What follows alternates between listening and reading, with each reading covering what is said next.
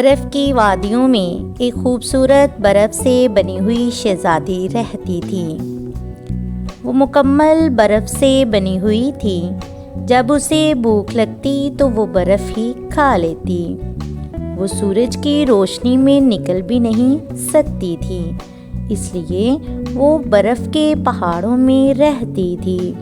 وہ کوشش کرتی تھی کہ ایسی جگہ تلاش کرے جہاں وہ بیٹھ سکے اور وہ جگہ ایسی ہو جہاں سورج کی روشنی بھی نہ آ سکے۔ شہزادی کو ہمیشہ دور دراز جگہ پر سیر کرنے کا بہت شوق تھا، لیکن سورج کی تپش کی وجہ سے باہر نہیں جا سکتی تھی۔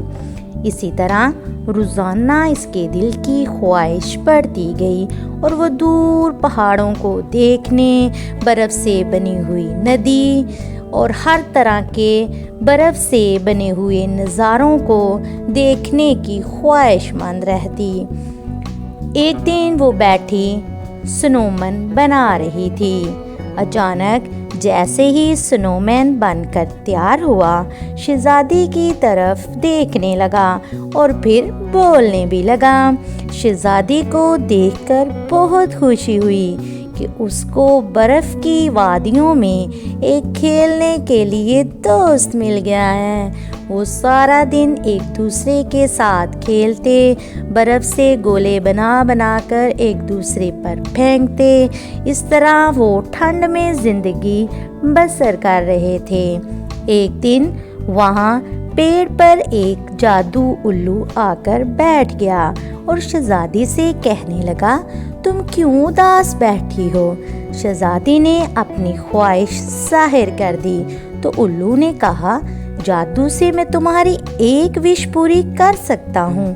شہزادی بولی، میں برف سے بنی ہوئی دور دراز کی جگہ دیکھنا چاہتی ہوں، لیکن میں سوچتی ہوں جیسے ہی میں سورج کے سامنے ہوئی تو سورج کی روشنی مجھ پہ پڑے گی تو میں پگھلنا شروع ہو جاؤں گی۔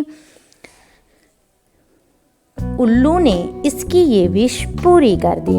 شہزادی پہلی بار سورج کی روشنی میں باہر آئی تھی۔ اس نے اپنے دوست سنو مین کو لیا اور دور دراز سفر پر نکل گئی۔ وہ الگ الگ مختلف پہاڑوں سے ہوتی ہوئی برفانی وادیوں میں ایک خوبصورت ندی کے پاس سے گزر رہی تھی، جہاں بچے کشتی پر بیٹھے لطف اندوز ہو رہے تھے۔ شہزادی دیکھنے لگی اور دیکھتے ہی دیکھتے کشتی ڈوبنے لگی۔ شہزادی نے اپنی جان کی پرواہ نہ کرتے ہوئے ندی میں چھلانگ لگا دی اور بچوں کو ڈوبنے سے بچا لیا۔ شہزادی نے پانی سے نکلنے کی بہت کوشش کی، لیکن پانی کی وجہ سے اس کا برف سے بنا ہوا جسم پگھلنے لگا اور وہ اپنے دوست سنو مین کو الوداعی نظر سے دیکھنے لگی۔